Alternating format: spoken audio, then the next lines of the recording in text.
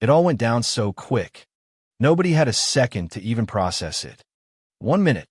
That echoing parking garage was just another part of the corporate hum. Machines clattering, cars sliding in and out, a hint of Atlanta traffic in the background. The next, Harrison Steele's hands were locked around Diane Porter's throat, his thugs lurking, half hidden by concrete pillars. And here's what stuck with me. Diane's eyes weren't pleading. They were hard, focused, like she'd seen true, danger-real war. Not this cheap executive power play. In the next minute, Diane would show every soul in that building who she really was. You're back with me. And before we dive deeper, do me a favor. If you like this story, hit subscribe, smash that like, and drop a comment telling me where you're tuning in from. Your support helps us share more stories just like this one. Now, let's get back to it. Picture Harrison, early 40s, cut straight from the rich guy, template-tailored suit. Perfect hair, the sort of face that only ever saw worry in the rearview. The quarterly numbers flickered on the wall-size screen. And Patricia Kim, the HR director, broke the tension. Revenues are up 18%, but custodial satisfaction scores are down. Harrison's jaw set tight. Everybody in the room knew who she meant. Some folks, he said, don't understand their place. They think a job is an entitlement. The boardroom shuffled. Maybe because they all knew Harrison's old man built the company, but Harrison ruled it like some medieval lord. Patricia suggested, gentle as possible, maybe address specific concerns. Harrison didn't even blink. The janitor who thinks she can mouth off? Not a concern. That's insubordination. 20 floors below, Diane pushed her cleaning cart through the marble lobby. At 38, she wore quiet dignity like a second skin. Her shirt bright yellow, matching her bandana, dark skin shining with effort. She noticed everything, every coffee stain, every careless scuff. More than that, she noticed the way people looked through her. Invisible, until she wasn't. But her mind never rested. 20 years Army. She'd learned to read rooms for threats, always knowing exits, always scanning for danger. To most folks, she was just a janitor. Diane saw defensive positions, improvised weapons in every mop, every bottle of cleaner. Morning, Diane called Jake, the security guard. He was one of the good ones. Always treated her like she was worth something. How's your wife? She asked. Kids kicking like mad. She can't sleep a wink. You ever have kids? Jake asked. Diane's smile faded for a second. Never found the time, she said, not mentioning the medals in her apartment or the nightmares that sometimes woke her up screaming. Civilian life was supposed to be simple, peaceful, but here she was, still on edge, still reading every face. Jake grinned. You'd make a great mom. You've got that protective streak. Diane wrung her mop a little harder than she meant to. Some battles aren't worth fighting, she said. But deep down, she knew that wasn't true. The Army taught her you don't back down from the ones that matter. The elevator dinged, and out walked Harrison, flanked by executives. You could feel the air change. Diane's muscles tensed on instinct. Well, if it isn't our resident philosopher, Harrison drawled. Any thoughts on quarterly projections? Or should we just talk mops? The execs forced laughter. Diane stood straight, eye to eye with him. I'm here to do my job. Harrison leaned closer. Your job is to clean up messes, not make them. The whole lobby went silent. Diane stayed calm, but inside she burned. I've never disrespected you, sir. Harrison's smile turned icy. Disrespect isn't just about words, Diane.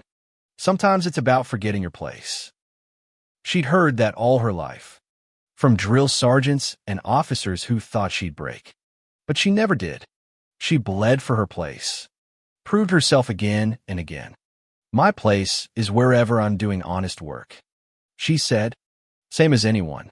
The silence after that was thick. Harrison's face went beet red. You think you're clever? He hissed. You think you can embarrass me? I think everyone deserves basic respect. That did it. Harrison's eyes narrowed.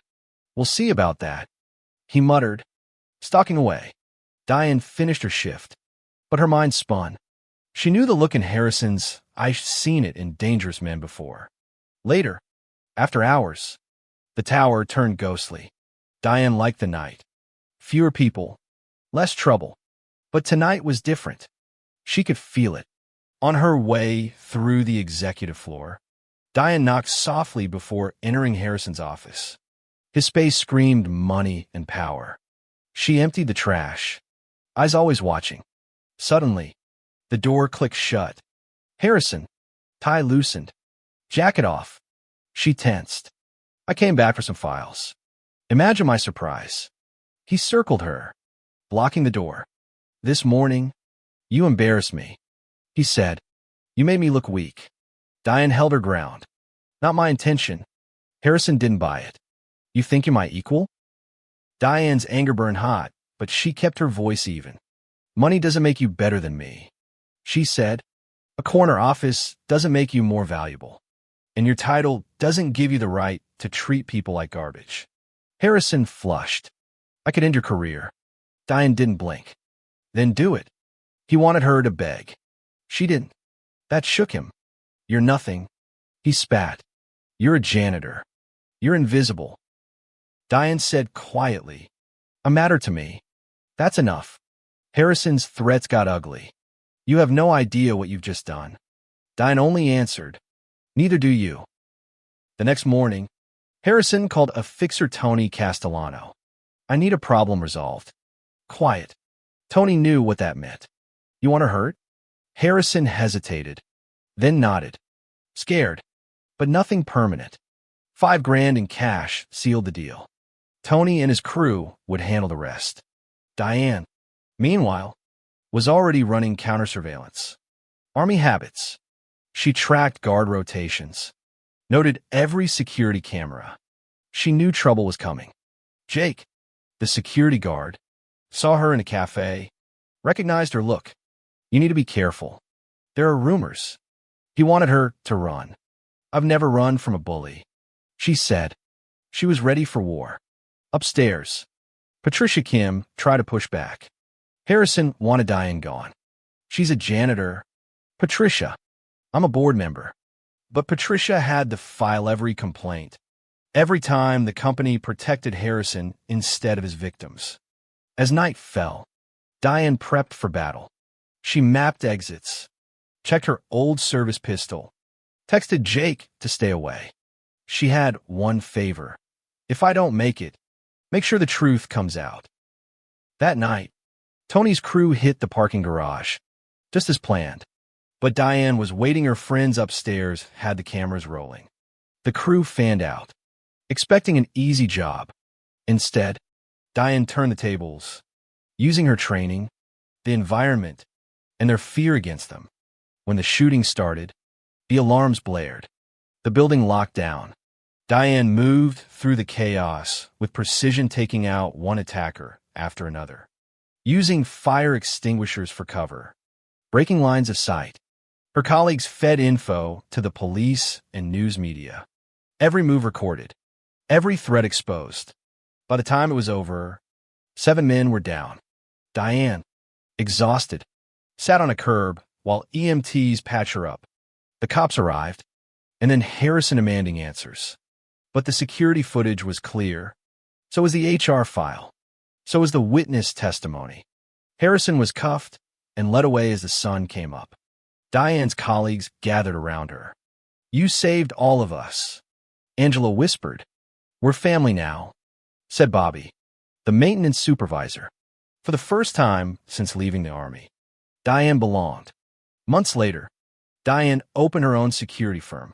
Her colleagues, now friends, had moved on to better things. Harrison served his sentence. The company rebuilt. Stronger. Workplace laws changed. Diane finally found peace not by running, but by standing up and showing everyone what courage looks like.